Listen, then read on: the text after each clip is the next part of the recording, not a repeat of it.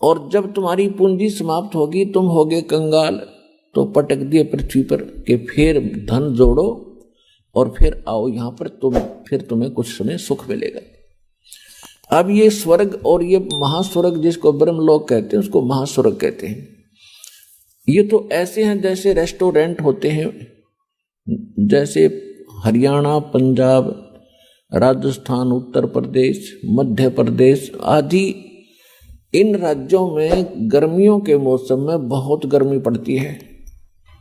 और जो सेठ साहूकार कुछ व्यक्ति जिनके पास घना धन हो जा, वो क्या करते हैं, जब इधर चले जाते हैं कुल्लू, मनाली, शिमला के अंदर गर्मियों का समय व्यतीत करने के लिए। वहाँ ठंडा क्षेत्र है, तो वहाँ क्या करते हैं, एक होटल में कमरा किराए पर लेते हैं, सारा उस होटल में खाना खाते हैं।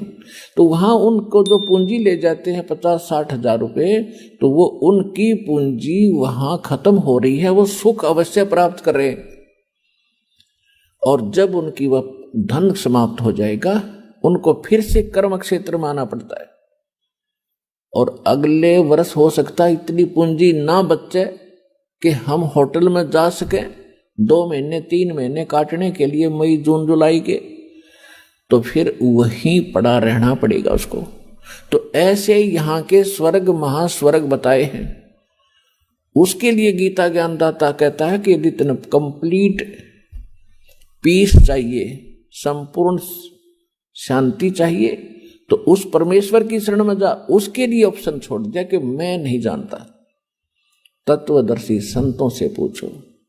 तो ये दास रामपाल दास है, वो तत्वदर्शी संत इस विश्व में।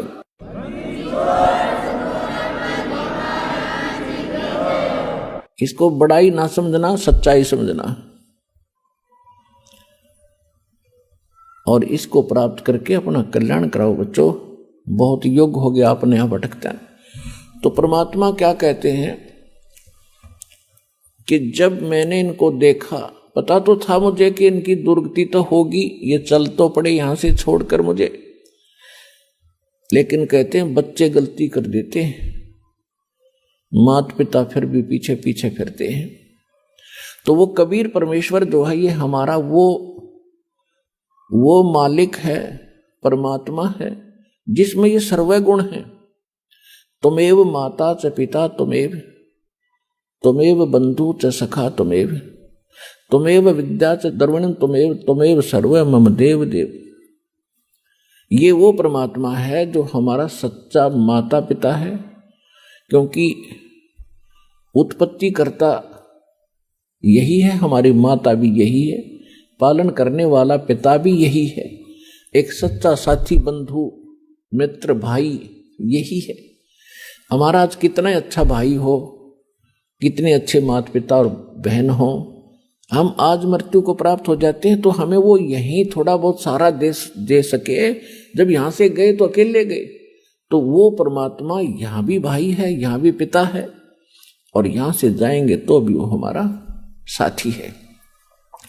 तो उसको छोड़कर हम दुखी हो गए, उसको प्राप्ति का मार्ग हमें मिला नहीं, और जिस कारण से हम प्रयत्नशील भी रहे, लेकिन परमात्मा से मिलने वाली राहत से हम वंचित ही रहे।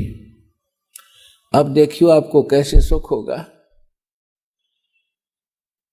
तो परमात्मा ने कहा कि धर्मदास, जब मैंने देखा कि ये घने दुखी हो गए, मुझसे देखा नहीं गया, तो परमेश्वर कबीर जी अपना रूप बदल के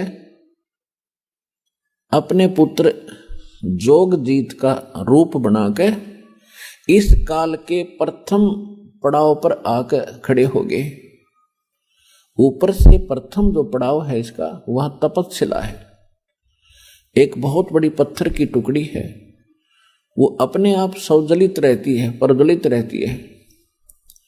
उसके ऊपर 1 लाख मानव शरीरधारी प्राणियों को ये काल भगवान उस पे भूनता है। ये शरीर यहाँ रह जाता है, इसके अंदर एक और शरीर है, एक और बॉडी है जिसको सूक्ष्म शरीर कहते हैं। जैसे बादाम के ऊपर एक छिलका होता है और गिरी खांड की अंदर होती है, ऐसे ही समझ लेना। तो इस सूक्ष्म शरीर के अंदर जीव मरता नहीं, लेकिन कष्ट बहुत होता है। 1,00,000 मानव शरीरधारियों को वहां डाल देता है। वो बॉडी ऐसा ही रहता है जैसा हमारा शरीर है, एज इट इज चेहरा एज इट इज रहेगा, ये ऊपर का कवर यहां रह जाएगा, ये जो स्थूल शरीर है। जैसे सर्प कांचली छोड़ जाता है, तो वो कांचली सर्प नहीं है, सर्प उससे अलग है।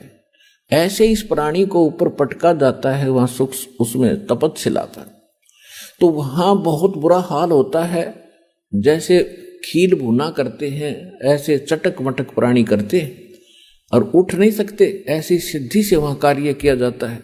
उनको भूनने का उद्देश्य क्या है कि आप सारे जीवन में जो भी खाते हो पीते हो, और आप एक और विशेष चीज देखो कि तम्बाकू, हुक्का, बीड़ी, ये इस बॉडी के लिए हानिकारक है। और तकरीबन समाज, किसी भी समाज में देख लो, सब पीने लगे हुक्का, बीड़ी, तम्बाकू, शराब, मांस खाना, भुक्की पीना।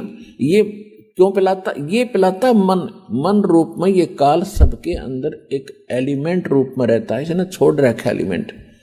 जैसे परमात्मा का एलिमेंट तो आत्मा है और काल का एलिमेंट ये मन है, तो इसने सारी को बद्ध करवाणी जीवते। किस लिए? कि जितने ये बकवाद खावेगा पीवेगा उतना ही इसके बॉडी में उसका अंश लिप्त होगा सूक्ष्म शरीर में। तो उसके बाद फिर वो जो का तो ऊपर जाकर जब उसको भूना जाता है, जिसने घना हुक्का पी रखा है, घनी शराब पी रखी है, वो देर तक वहां भूना जाता है कि उसमें अच्छा माल होता है इस काल का। तो वहां सबको इसलिए डाला जाता है कि जो सारे जीवन में इसने जो खाया पिया, कुछ तो बॉडी शरीर सुख स्थूल शरीर इससे ठीक रहा, शेष उसके अंदर जम जाता है और वो इतने गर्मी के बिना छूटता नहीं। वहां इनको तड़फाया जाता है, हाहाकार मच जाती है, अचेत हो जाते हैं कुछ देर के बाद, और फिर उसका समय निर्धारित है, उसके बाद उनको वहां से उठा दिया जाता है और वो जो गंध है उसका सारा नीचे चला जाता है अलग से उसके पात्र में। और ये प्राणी अपने आकर के फिर धर्मराज के दरबार में आते हैं, फिर अपने कर्मानुसार कोई पशु बनो, पक्षी बनो, मनुष्य बनो या राजा बनो, जाओ, उसका काम पूरा हुआ।